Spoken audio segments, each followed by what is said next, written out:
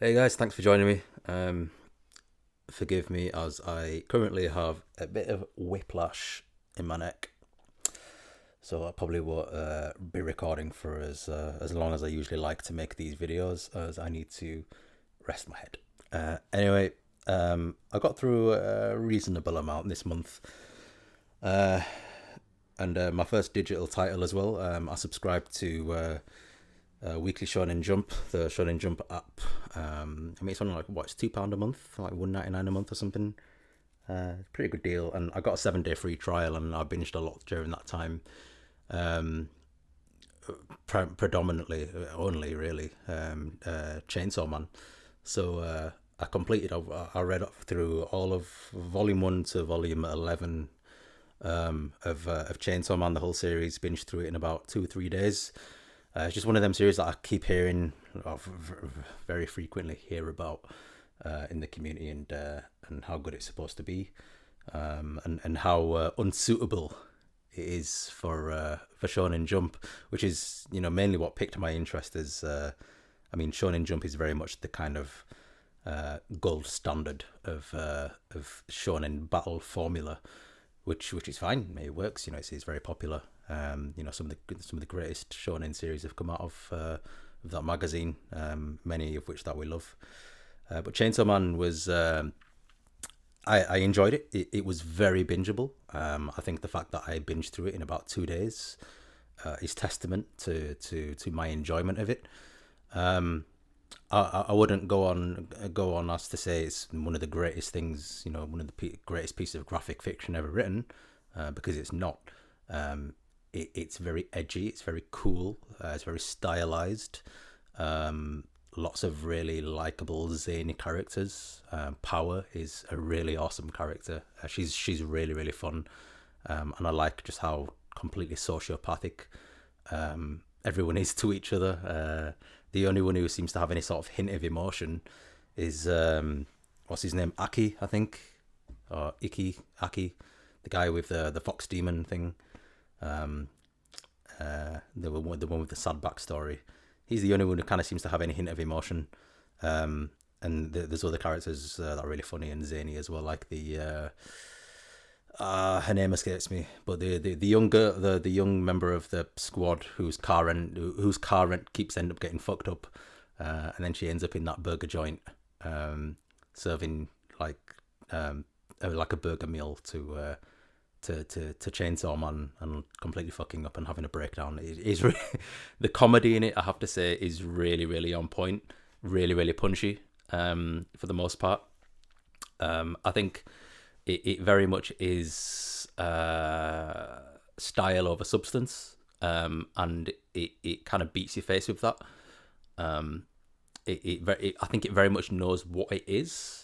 The author, what was his name, Tatsumi Fujimoto, his name escapes me, something to that effect anyway. I think he very much knows his target demographic, his target audience rather, not the shonen demographic, but just people who are already fans of his style. I think he did Fire Punch prior to this, which is supposed to be equally messed up. But yeah, I having read Chainsaw Man, I don't think it really needs much of an introduction or explanation as to what it is. But if it would help, then Chainsaw Man is essentially, it's set in a world where demons coexist with humans, and are able to kind of set up contracts to be able to kind of allow their human hosts to utilize their powers, either for good or for evil. And the story centers around Denji, who's basically just he's living in the cesspool of society, giving up parts of his body and organs in order to pay off debts that his late father left behind. He works for like a yakuza sort of gangster syndicate sort of thing, paying off debts, and he ends up getting killed. And he's got this little dog chainsaw plushy thing called Pochita. You never really find out what it is, but Denji ends up getting killed. This is literally like in the first chapter, like the kind of setup for the story. Ends up getting dismembered, and he creates some kind of contract with this dog Pochita, and Pochita becomes his heart, and he comes back to life as Chainsaw Man, and he's able to kind of rip on this cord in order to activate his powers, and he gets this cool helmet with like a chainsaw coming out. It's very cool. It's very, very cool, like the chainsaw arms and stuff like that. And that's it from there. He joins an organization that kind of is working towards fighting this like one of the most terrifying demons that that has existed, called the gun demon, which is also really, really cool. And he just meets, I mean, it's been a couple of weeks since I've read it now, so it's still a bit hazy in my memory, but he joins up with this organization in order to battle other demons and stuff like that. He works under this, like, the leader of the leader of like his squad or whatever, called Makima, who's she's a little bit suspect. You don't really know if she really has his best interests at heart. It's a fun little romp. I won't say any more about the story, as it very much is one of those things that is to be experienced. Like the fights, particularly like the action and the violence, all very stylized, all very cool. The way Denji utilizes his powers and learns to kind of control the balance between him exhausting his powers and maintaining them is pretty cool. Again, Power, really, really awesome, fun character, and the interactions between her and Denji are really, really awesome, because she whereas, I mean, one criticism is that the power systems don't really seem to be too well explained. Or at least I kept forgetting which ones were humans that are able to use demons' powers, and demons that are able to just use the human body as a host, which is what Power is. She's like a blood demon, but she's completely taking over the consciousness of her human host, and I kept getting things like that mixed up. But yeah, it was a really fun, a really fun romp. I don't think it's one of the things that I will ever pick up physically, just because it's not really, I'm satisfied now that I've read it digitally. I probably will continue it into its second part as well, as it is getting like a part 2. I'm really interested to see what more the series can offer after the finale. I had a really interesting finale. Obviously I won't spoil the ending, but yeah, it was Chainsaw Man. I'm looking forward to I'm actually looking forward to the anime, actually. Studio Mappa, I think. I mean, I'm very much out of the loop when it comes to anime. I haven't watched regular anime in a long time, years. I'm very much a manga guy. But there was a preview recently released of it, and it looks really smooth. The animation looks really, really cool. So I might give that a watch to see how it's rendered in animation, because, like I said, some of the action scenes are just phenomenal. Really, really good action scenes. But yeah, Chainsaw Man, great comedy, interesting characters. Did feel a bit rushed in places. Characters are wholly underdeveloped. But I don't think that's really the purpose of them. They're very, like I said, they are very much style over substance. And I think developing those characters beyond, what they already were, would perhaps hinder the pacing of something that is so. It's like a Quentin Tarantino-esque style of violence. It's just very over the top, and I don't think that there really is a need for slow, emotional sort of set pieces. It's just not really required in something as silly as Chainsaw Man, I don't think. But that, I still would have liked a little bit more development for the characters, because I did like Aki's backstory, which is pretty cool. But yeah, I also finished off Naoki Urasawa's Monster. This is just volume 9. I couldn't be bothered getting them all off of my shelf. But I read volumes 4 to 9 of these perfect editions. So this is the second time I've read through this series. I mean, the first time I read through it was probably about 5 or 6 years ago. So it's been a long time since I've read it. And yeah, it hit all the same notes as last time, minus a few. I think going into it a second time, older and more mature, I had a slightly different experience. The things that Tenma is able to do, and how he's able to move around between Germany and Czechoslovakia, the Czech Republic, with relative ease, I think was a little bit far fetched. I know obviously he's like this genius neurosurgeon and he's really smart and everything like that, but I found certain the fact that he wasn't captured until very late, I found was very very far fetched, considering the resources that the BKA and the German police have, considering the resources they have and how recognizable Tenma is. I found it very far fetched that he evaded capture for so long. But other than that, and as well, I don't think Johann Liebert is as great an antagonist as people make him out to be. I think he is very overrated. Granted, he does have a really interesting story, and he's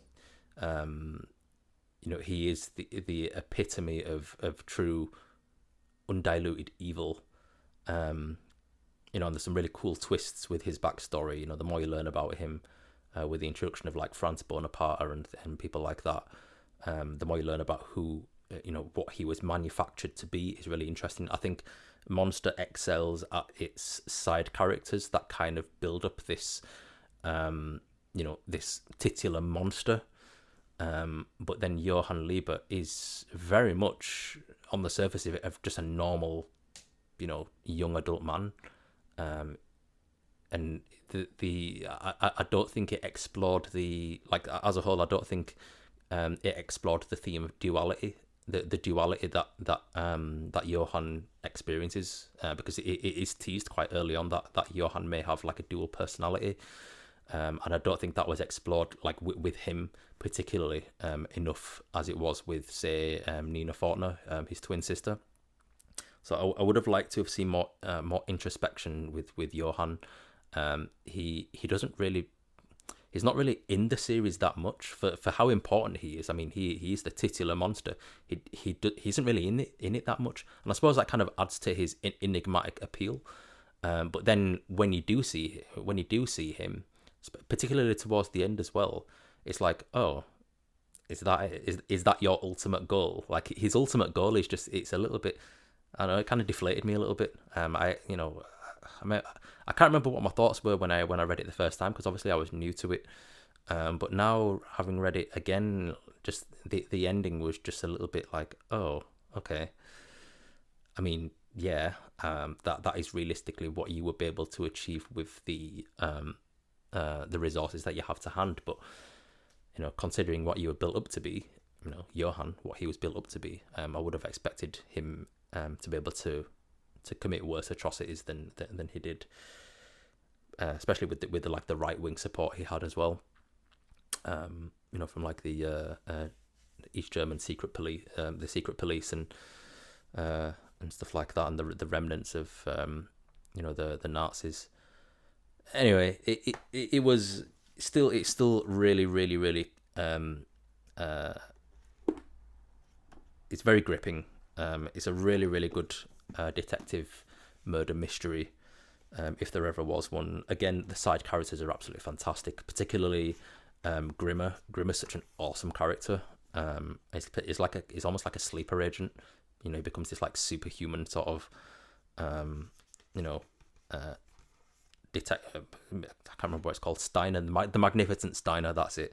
When the need arises, he just kind of snaps. So I think he's really cool. Roberto, really awesome antagonist as well. It just really is a real solid series. Despite some of its flaws, it is very much an enjoyable read, and it's definitely something I'll probably go back and read again in a couple of years' time. And the next thing I read was Volume 1 and 2 of Planet S by Makoto Yukimura, the same creator as Vinland Saga. So this is Volume 1. And here is Volume 2.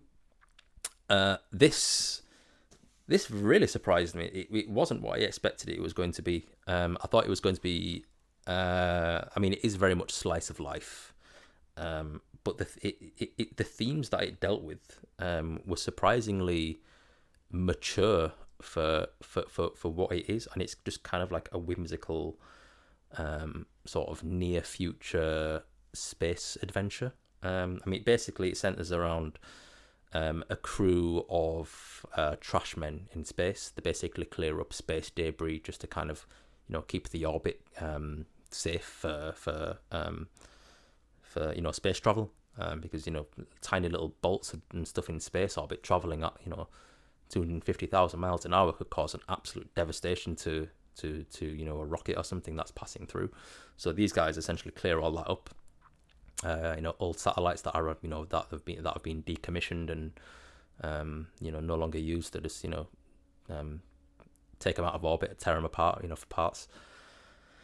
And that's essentially where it is on the surface, but really and truly, it's very much a look at the individual, motivations behind the crew for wanting to, do the job that they're doing. I mean, the main character, Hiroshi, he is very much a work and no play sort of guy. He's absolutely desperate to get on a new manned mission to Mars to set up to Jupiter. Sorry, the first manned mission to Jupiter to gather resources, because obviously Jupiter is absolutely abundant with essential gases and stuff that we could use in the pursuit of further colonialization of the solar system. So he really wants to get on this first manned mission, and he will do it by whatever means possible. He breaks down his body, almost to the point of exhaustion, and goes through extremely rigorous psychological training, in order to overcome the absolute terror of the size of what the size of the universe and the mind being able to comprehend that. So they basically put him in a dark room, in absolute silence, and you have to do that you have to stay in there for something crazy like 6 hours in order to pass, and you just end up going insane. So he gets mentally broken down, and then he kind of builds himself back up, and he's got a really good rapport with his other crewmen, like Fee, who's the captain, I suppose, of the trash ship that they pilot, and also Yuri, I believe his name is. I think he's a Russian guy, and he's got a really interesting backstory, in fact. But his character really isn't focused on throughout the entire manga, and his character opens up with his backstory essentially is he's on a passenger cruiser. Because that's another thing. It's set in the near future where public travel to space is kind of routine. There's already a colony on the moon and everything like that, and there's lots of commercial traffic. So anyway, his backstory is essentially he's on one of these commercial liners, and a piece of he gets up out of his seat, he's on this commercial liner with his wife rather, gets up out of his seat to go do something, and as he moves out, a piece of space debris hits the window where his wife is sitting and just kills almost everyone on board. Save for a couple of people. He was one of the only survivors, and he's on a mission because a lot of people get sucked out presumably. And his mission, his motivation for being in space is that he wants to find his wife's body, because his wife's body is just still floating out there, in the orbit of Earth, which is essentially just an endless desert. So it's a really heartwarming story, a really tragic story. But yeah, the themes that it explores, it really kind of delves into the science behind, and the science and feasibility behind commercial space travel. And the risks and dangers regarding that, what it does to the human body when you're in zero gravity, your muscle and bone deterioration, the kind of ailments that you can adopt just from not being exposed to the pressure of gravity. Gravity on our body is healthy because we're born in it.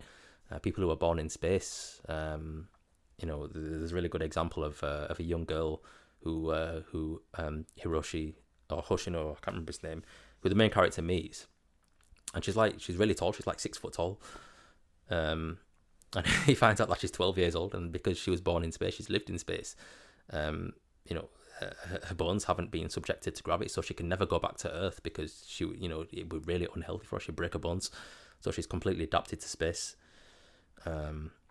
Things like that, and also as well the dangers of the Kessler effect, which is why there's these space sort of trash men in the first place. Is there is a real life danger of satellites crashing and creating millions and millions of pieces of debris that can crash into other satellites or other big pieces of debris that then subsequently, you get the picture, a domino effect of debris, which would in effect render space travel nigh impossible, because we'd essentially be trapped in a sphere of debris that we would for thousands of years never be able to move past.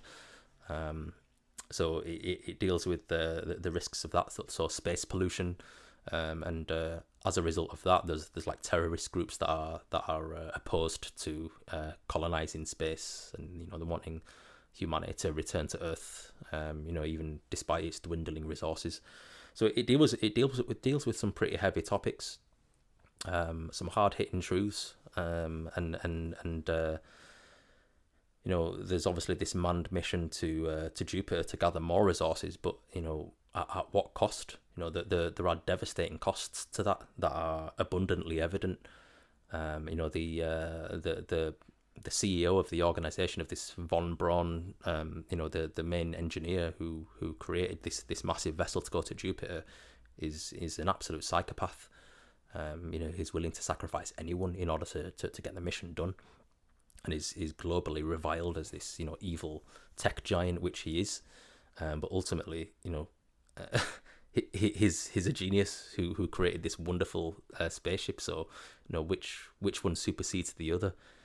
Does it go down in history as this horrible tyrant who sacrifices an incalculable amount of people in order to get his dreams and further the progress of humanity, or is he a hero who did just that? He took the next step. He forced humanity into that next step of progress. Which is it? So it is a really, really enjoyable series for despite how short it is. There's one thing about this release that I really don't like, however, and that is the fact that none of the sound effects are translated. There's not even like a sound effect glossary at the back of either of the volumes, and some of the jokes in it, because it's quite slice of lifey and has quite a lot of humor. Some of the jokes seem to rely on some of the sound effects around. So there's some things that you just don't get the context as to why it's so funny, because the sound effects just aren't translated, which I was really disappointed with. Despite it being a really good release. I mean, at the start of every single chapter, there's a couple of color pages, which you very rarely see. Considering that it's what, a 26 chapter series, and every single one of those chapters has color pages. It's a really, really glowing release that is really let down by the fact that none of the sound effects are translated, which is the first time I've ever seen that. I've never read a manga where the sound effects aren't translated, whether they're incorporated into the artwork with like little subtitles, or whether they're just replaced altogether with English sound effects, or whether they're just a glossary in the back, which is more often than not what you see. This had none of that whatsoever. So I wonder why Dark Horse decided to publish it under that basis. I could only imagine cost, because it is a very otherwise high quality volume, and I know that this has been in high demand, as I think it's had one reprint already. But either way, it was really really good. Planet X, I definitely recommend it. I think there's an anime as well. If it's on Crunchyroll, I might give it a watch. Yeah. Anyway, the last thing that I read, this wasn't something that I pulled out of my TBR jar. This is just something that I decided just to read off my own cuff, as I recently watched Uchu Shelf's interview with Masamura Joshichi, who is the author of Children of Mootown, and this is a Glacier Bay release that I picked up last month, I believe. So it's quite a new thing in my collection, and it's the only Glacier Bay release I have so far. But having watched his interview and he also did a really good review, an animated review of Children of Mootown, it just really made me want to read it like ASAP. So I just decided to pick it off my shelf. Forego my TBR, randomized picking, like I do with everything else, and just give it a read. I mean, it's only a single volume, and for where it was, I think it was really good. It's basically about an old an apartment complex, or like part of a city, like a small neighborhood rather, in Tokyo that was built after the American occupation after World War II, with the purpose of inviting more like immigrants into the country to settle. Wasn't a success, and now it's just full of gangs and old people, and it centers around a small time criminal called Juichi, who he's trying to make money, he's trying to make ends meet. He's got a couple of extortion rackets and gambling rackets set up, amongst the aging residents, and he's just basically having to battle the gentrification of the neighborhood that he lives in. It's the changes that are imminent politically, that he's unable to really have any effect in. He's not able to halt the plans that the Japanese government have for the neighborhood, because ultimately, he's getting pushed out, and the Yakuza, they're trying to fight this back, really to no avail. And Juichi sees himself in a position where is he really going to give everything that he has in order to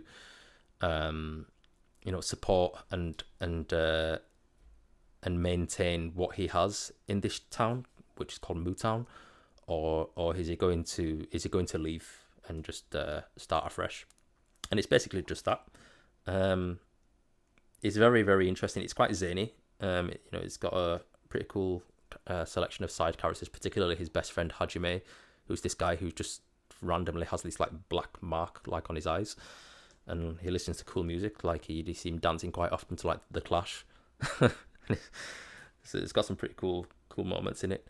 I didn't think it was spectacular. I know Uchu Shelf really loved it, but it wasn't really something that kind of blew me away. The artwork is very nice. It really kind of it's got this sort of like noir-esque sort of aesthetic to it, which I thought was really cool. It's a fun read. I am looking forward to hopefully being able to pick up more Glacier Bay releases, as they put out some pretty high quality stuff, and more often than not they are critically, and the critical reception is pretty high, along with obviously the consumer reception. So yeah, that's everything I read for June. This video is a little bit late. I should have recorded this last week, really, as I am currently reading other things as well, which is why the other things, that I've read in June, I don't really remember that much about, as each subsequent manga I read is essentially a palate cleanser from the last.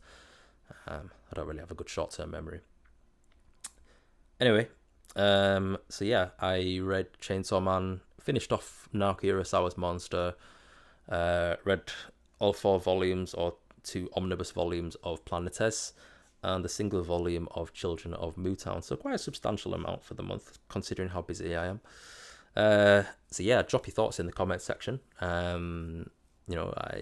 do aim to get these videos out every month. Yeah, I am sometimes late with them, but let me know what you've read in this month. If you read any of these, let me know your thoughts. Don't forget to subscribe, like the video, as it helps with the YouTube algorithm, and share it amongst your communities, whether you want to share it on Facebook, Twitter, Discord, whatever, feel free to share it around, as I more often than not talk about the kind of off the beaten track series, as I'm sure you're aware.